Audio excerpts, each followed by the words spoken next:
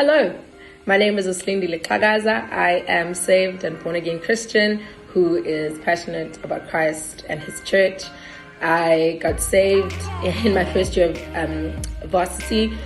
I did grow up in the church, Nkulele Elutela, and my mom has always been a believer. We've always gone to church. But I did have a personal encounter with Jesus Christ in my first year of university. In high school, I was very much inspired by one of my seniors, Uzamadi, and she just embodied what Christianity looked like, but I was petrified of it because I thought I'd fail. And so even in the pursuit of getting saved and God pursuing me, I just was resisting because I thought I don't want to try something that I wasn't. And at the time, bonke abantu abasindisiwe pretty much looked very serious and very different to how I was. And I've just always been a clown and just loud, and I just didn't fit into the church narrative. And when I did get saved, Christ really did do a radical thing. And so I'm passionate about Christianity. I'm passionate about Uksindi. So I'm passionate about living out love, which is our number one requirement and which is our number one mandate as Christians, to love God's people. Hi guys, my name is Phiwe Mkhize. I am 30 years old and I am a follower of Jesus Christ. I am a young born-again Christian, and today I'm going to share a bit with you guys why I became to follow Christ and why I love him so much. So I always knew God. I grew up in church, Ekhaya. We always went to church on Sundays, Sithandaza every now and then. So ngikula, I thought ukuthi, like, I'm Christian, I know God, and I thought ukuthi impilo engangiyiphila was enough to just call myself a Christian and ukuthi ngiyamazi uNkulunkulu. But now looking back, I can see ukuthi na impilo yami ngangiyiphathele yona ngezami izandla. It was like my life, and God was more of like in the back seat of my life, and never really, like, I didn't give him my life. He wasn't in control. And I did a lot of choices that were outside of God, that were what I wanted at that time, what I felt like at that time. And impilo yami was probably led more by what I felt like and what I wanted, and what was happening in my life and who was my friend, what's in, living that kind of life, that carefree, that's nje ngiyiphathele impilo le yami, I'm here to enjoy impilo and enjoy the world. And yeah, and I remember ukuthi sisakhula, we used to go ematendeni, and i-vibe yasematendeni, and that ukushumayela convicting at the end. Then at the end they would do an altar call. And I remember ukuthi as I was growing up, I gave my life to Christ ganingi. I didn't know exactly what I was doing, I think, now that looking back, because after doing that, I would go out at Dendeni and continue with my life.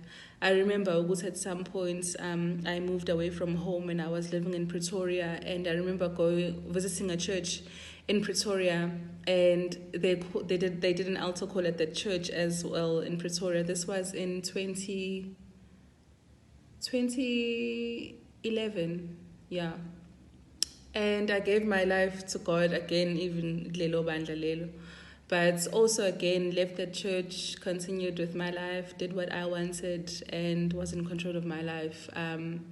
And it wasn't up until I was 21 and I was pregnant, and a relationship with Baba Wengane was like not where I thought it would go and not where I thought I would be, at that time. The relationship looked like it was ending, and it looked like I was going to be a single mom. And yeah, after my son was born, I think it hit me, ukuthi, I need help with my life, and I need help with this life that I now have, which was my son.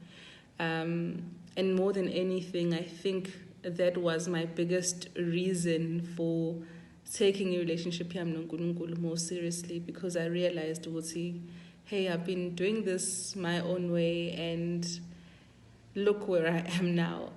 I'm not doing okay, and I'm not where I thought, I would be, and this is not where I want. So obviously, should see somewhere along the lines, ekwenzeni lokhu mina engifuna ukwenza ngiyithola ey'ndaweni ezingekho right, and not having a good outcome. So I need help.